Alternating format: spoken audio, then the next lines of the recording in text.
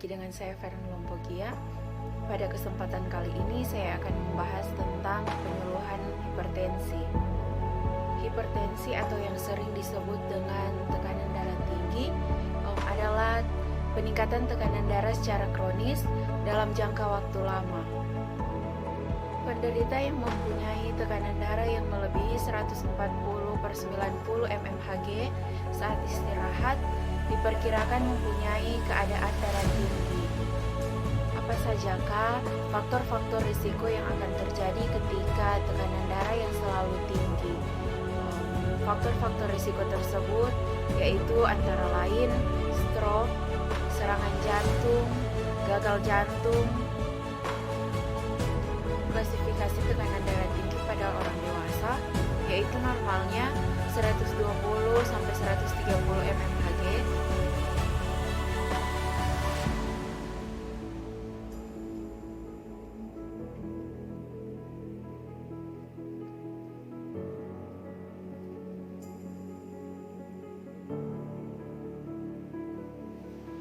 Dan penyebab utamanya adalah gagal jantung kronis.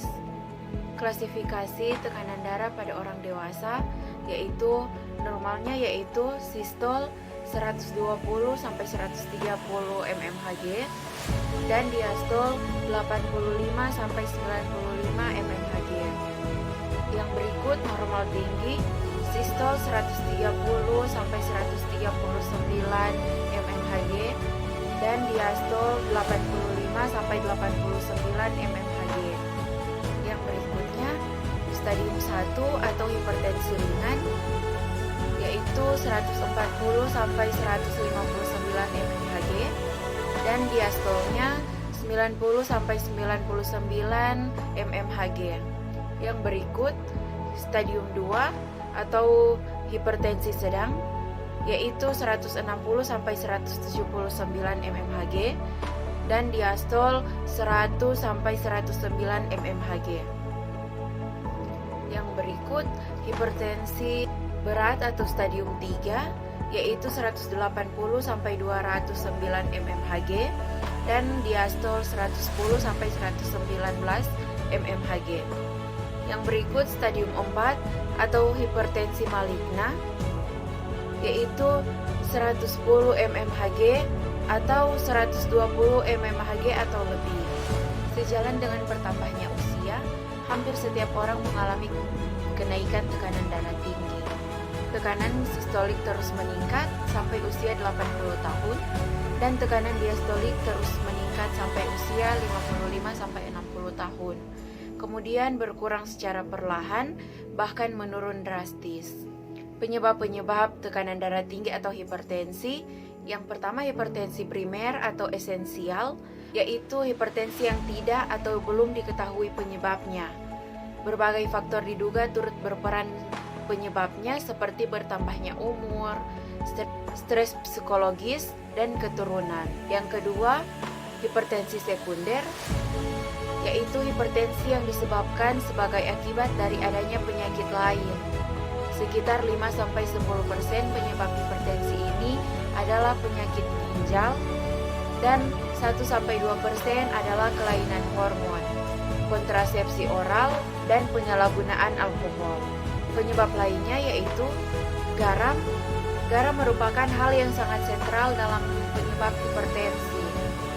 Hipertensi juga hampir tidak ditemukan pada golongan suku bangsa dengan asupan garam yang minimal. Apabila asupan garam kurang dari 3 gram per hari, prevalensi hipertensi beberapa persen saja. Sedangkan apabila asupan garam 5-15 gram per hari, prevalensi hipertensi meningkat menjadi 15-20%. Di samping faktor-faktor yang telah saya sampaikan tadi, disebutkan faktor lingkungan juga mempengaruhi mempunyai tekanan darah tinggi atau hipertensi, yaitu seperti stres psikososial, obesitas, kurangnya olahraga, berpengaruh besar terhadap timbulnya hipertensi esensial. Apa saja gejala-gejala dari hipertensi atau tekanan darah tinggi? Pada sebagian besar penderita hipertensi tidak menimbulkan gejala. Meskipun secara tidak sengaja, beberapa gejala terjadi bersamaan dan dipercaya berhubungan dengan tekanan darah tinggi. Padahal sesungguhnya tidak. Gejala yang dimaksudkan adalah sakit kepala, perdarahan dari hidung, pusing, wajah kemerahan, dan juga kelelahan.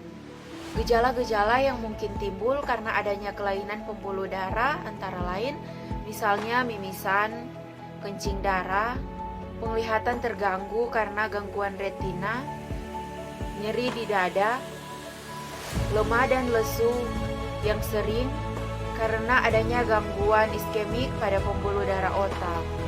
Cara pencegahannya yaitu dengan mengubah gaya hidup dengan berpedoman pada hidup seimbang dan sehat, olahraga dan aktivitas fisik teratur. Berikutnya, menghindari dan atasi stres. Upaya menurunkan tekanan darah tinggi dapat dicapai dengan menggunakan obat antihipertensi. Pengobatan hipertensi, pengobatan jangka panjang, bahkan pengobatan seumur hidup.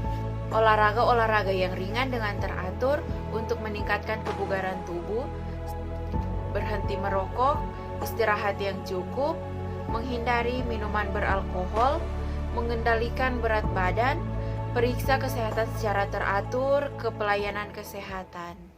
Sekian pembahasan saya, semoga bisa bermanfaat dan menambah ilmu untuk Bapak Ibu saudara-saudari sekalian.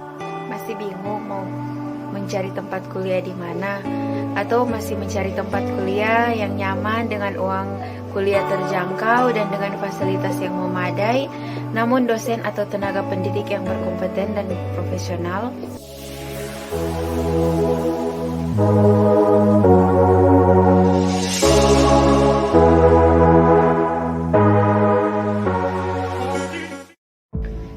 UNPI adalah salah satu universitas yang berada di Manado. UNPI juga adalah salah satu rekomendasi untuk melanjutkan pendidikan atau perkuliahan anak-anak Anda atau teman-teman sekalian.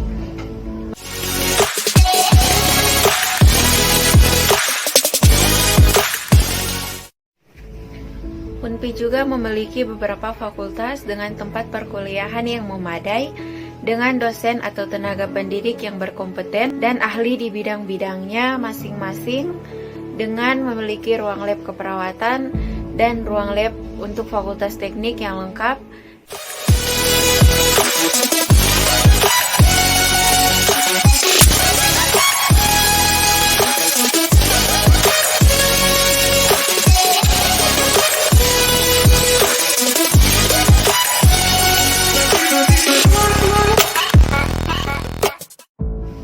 Universitas Pembangunan Indonesia atau UNPI Manado memiliki beberapa fakultas, yaitu Fakultas Keperawatan, Fakultas Pertanian, Fakultas Ilmu Politik dan Ilmu Sosial, Fakultas Hukum, Fakultas Sastra, dan Fakultas Teknik.